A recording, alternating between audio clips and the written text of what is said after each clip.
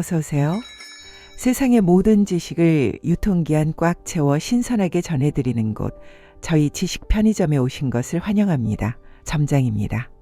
구독자 여러분, 드디어 2026년 병오년 붉은 말에 해가 밝았습니다.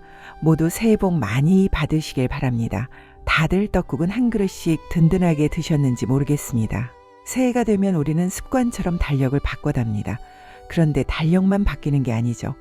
우리 삶을 둘러싼 수많은 제도와 규칙, 그리고 돈과 관련된 정책들이 1월 1일을 기점으로 싹 바뀝니다. 어떤 건 우리 지갑을 두툼하게 해주기도 하지만 또 어떤 건 모르고 지나갔다가 나중에 땅을 치고 후회하게 만들기도 합니다.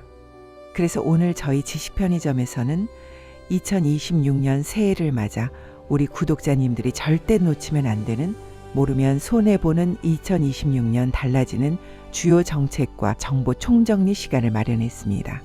월급 이야기부터 시작해서 부동산, 세금, 그리고 우리 아이들 교육과 부모님 건강 문제까지 우리 생활 밀착형 정보들만 쏙쏙 골라서 진열대에 올려두었습니다.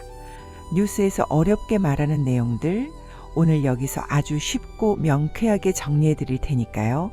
영상 끝까지 시청해 주시면 올 한 해 남들보다 조금 더 똑똑하고 알뜰하게 보내실 수 있을 겁니다.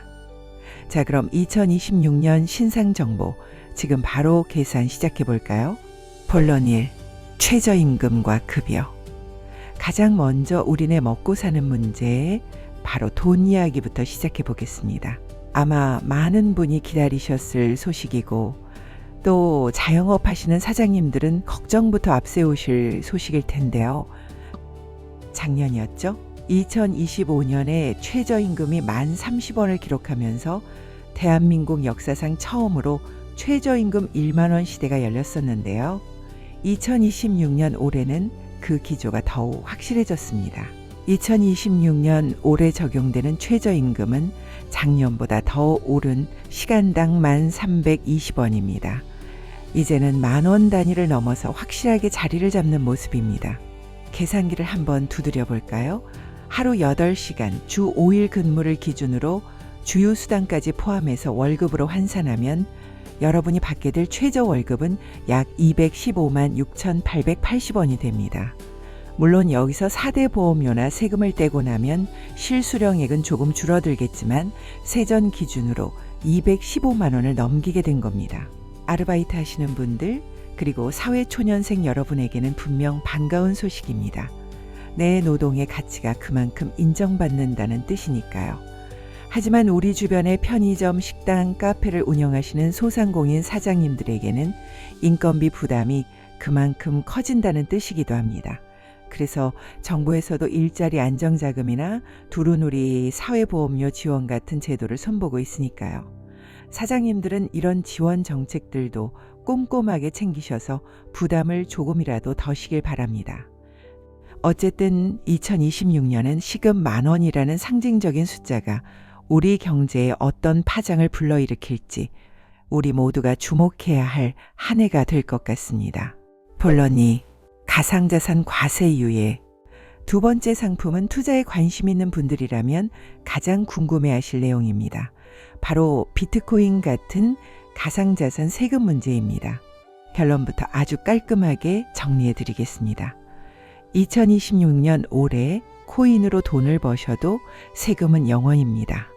원래대로라면 올해부터 가상자산 소득에 대해 세금을 내야 했지만 국회와 정부의 결정으로 과세 시점이 2027년 1월 1일로 미뤄졌습니다. 복잡하게 생각하실 것 없습니다. 딱 하나만 기억하세요. 코인 세금 걱정은 내년으로 미뤄졌다. 그러니까 올해 12월 31일까지 발생하는 수익에 대해서는 따로 신고하거나 세금을 내실 필요가 전혀 없습니다. 투자자분들에게는 불확실성이 해소된 셈이니 한숨 돌리셔도 되겠습니다. 다만 이건 영구적인 면제가 아니라 유예라는 점을 기억하셔야 합니다.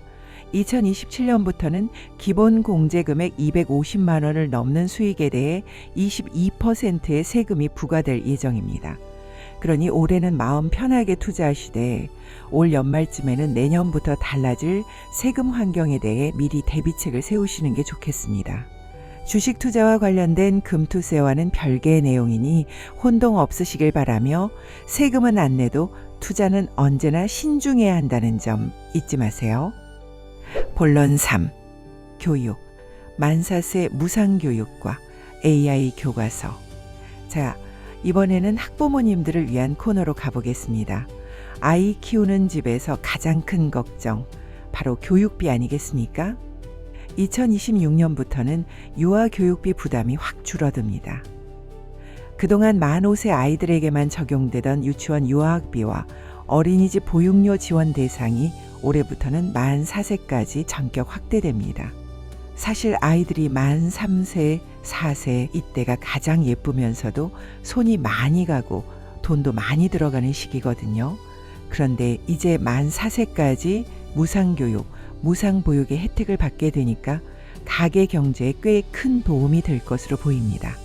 이게 단순히 돈 몇 푼 지원해 주는 게 아니라 우리 사회가 아이 키우는 책임을 부모님과 함께 나누겠다는 의지거든요.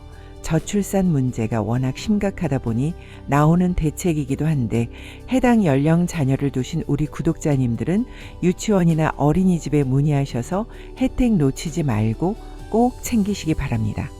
그리고 학교 교실 풍경도 SF 영화처럼 바뀝니다.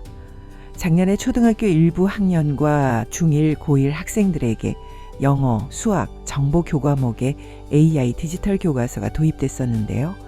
2026년 올해는 이게 대폭 확대됩니다. 올해부터는 초등학교 5, 6학년, 중학교 2학년, 고등학교 2학년 학생들도 국어, 사회, 과학, 기술, 가정 같은 과목을 태블릿 PC 속에 들어있는 AI 교과서로 배우게 됩니다. 아니, 종이책 냄새 맡으면서 공부해야 머리에 들어오지 애들이 화면만 보면 되냐라고 걱정하시는 분들도 계실 겁니다. 하지만 이 AI 교과서의 핵심은 맞춤형 학습입니다. AI가 학생이 어떤 문제를 틀리는지, 어떤 개념을 어려워하는지 분석해서 그 친구에게 딱 맞는 문제를 내주고 설명을 해주는 거죠. 일종의 과외 선생님이 태블릿 안에 들어있는 셈입니다. 우리 아이들이 변화하는 교육 환경에 잘 적응할 수 있도록 집에서도 많은 관심 가져주시면 좋겠습니다. 본론사, 교통과 환경, K패스와 전기차. 다음은 출퇴근하시는 직장인, 학생 여러분을 위한 교통정보입니다. 요즘 버스비, 지하철비 정말 무섭게 올랐죠? 그래서 정부에서 내놓은 카드가 바로 K패스였는데요. 2026년에는 이 K패스를 비롯한 대중교통비 환급 제도가 훨씬 더 강력해집니다. 일단 기본 구조는 비슷합니다. 한 달에 15회 이상 대중교통을 이용하면 지출 금액의 일정 비율을 돌려주는 건데요. 올해부터는 각 지자체와 연계해서 더 많이 타면 더 많이 돌려주는 혜택들이 추가됩니다. 일부 지역에서는 기후동행카드나 모두의 카드 같은 이름으로 월 일정 금액, 예를 들어 5에서 6만 원만 내면 대중교통을 무제한으로 이용할 수 있는 정기권 제도가 전국 주요 도시로 확대될 예정입니다. 매일 출퇴근하느라 교통비로만 한 달에 10만 원 넘게 쓰시는 분들, 이제는 이 카드 안 쓰면 정말 손해입니다. 내가 사는 지역에는 어떤 혜택이 추가됐는지 꼭 확인해 보시고 교통카드부터 갈아타시는 걸 추천합니다. 그리고 자동차 이야기 하나 더 보태겠습니다. 바로 전기차입니다. 작년, 재작년에 전기차 화재 사고 뉴스가 잇따르면서 불안해하시는 분들 많으셨죠? 지하 주차장에 전기차 못 들어오게 하자는 말까지 나올 정도였으니까요. 이런 불안을 해소하기 위해 2026년부터는 전기차 관련 안전제도가 대폭 강화됩니다. 특히 주목할 점은 전기차 배터리 정보 공개 의무화와 화재 보상 한도 확대입니다. 이제 제조사들은 배터리를 어디서 만들었는지, 어떤 성분인지 투명하게 공개해야 하고요. 만약 화재 사고가 발생했을 때 제조사의 책임을 묻는 제조물 책임보험의 보상 한도가 사고당 최대 100억 원 수준으로 상향 조정될 전망입니다. 소비자들이 억울하게 피해를 보고도 보상받지 못하는 일이 없도록 안전망을 촘촘하게 짠 것이죠. 전기차 구매 계획이 있으신 분들은 이 부분도 꼭 체크 포인트로 삼으시기 바랍니다. 폴로노, 복지와 시니어, 통합 돌봄과 상병수당. 마지막으로 우리 사회의 허리를 바치고 계신 중장년층과 어르신들을 위한 복지 정책입니다. 혹시 살던 곳에서 늙어가기, 에이징 인 플레이스라는 말 들어보셨나요? 나이가 들고 몸이 좀 아프더라도 낯선 요양병원이나 시설로 떠밀려 가지 않고 내가 평생 살던 집, 내 동네에서 지내고 싶은 건 누구나 같은 마음일 겁니다. 그래서 2026년 3월부터 의료 요양 등 지역 돌봄 통합 지원이 전국적으로 본격 시행됩니다. 이름이 좀 길고 어렵죠? 쉽게 말해서 거동이 불편한 어르신들이 집에 계시면 의사 선생님, 간호사 선생님, 그리고 요양보호사님이 집으로 찾아와서 의료 서비스와 돌봄 서비스를 제공해주는 시스템입니다. 예전에는 아프면 무조건 병원에 입원해야 했지만 이제는 집에서 치료받고 관리받을 수 있는 길이 열리는 겁니다. 이건 어르신들의 삶의 질을 높이는 아주 혁명적인 변화라고 할 수 있습니다. 우리 부모님이 혹은 미래의 우리가 혜택을 받게 될 제도니까 꼭 기억해 두시면 좋겠습니다. 그리고 또 하나, 아프면 쉴 권리를 보장하는 상병수당 제도도 시범 사업을 마치고 본 사업으로 확대될 예정입니다. 일하다가 다친 게 아니라 개인적으로 아파서 일을 못하게 되었을 때 소득의 일부를 보전해주는 제도인데요.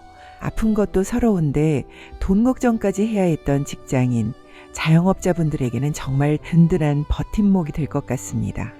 자, 오늘 저희 지식편의점에서 정리해드린 2026년 달라지는 주요 정책과 정보 어떠셨나요?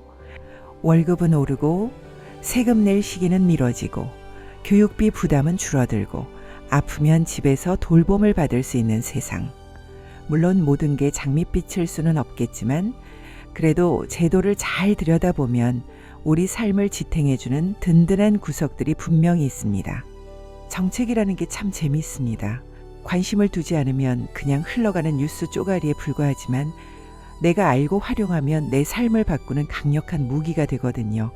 오늘 알려드린 내용들 메모해 두셨다가 필요할 때 요긴하게 써먹으셨으면 좋겠습니다. 혹시 오늘 내용 중에 이건 내 상황이랑 딱인데 싶은 게 있으시다면 관련 기관에 전화 한 통 걸어서 더 자세히 물어보시는 실행력. 그게 바로 2026년을 성공적으로 시작하는 첫걸음이 아닐까 싶습니다. 2026년 붉은 말처럼 힘차게 도약하는 한 해 되시기를 저희 지식편의점이 진심으로 응원하겠습니다.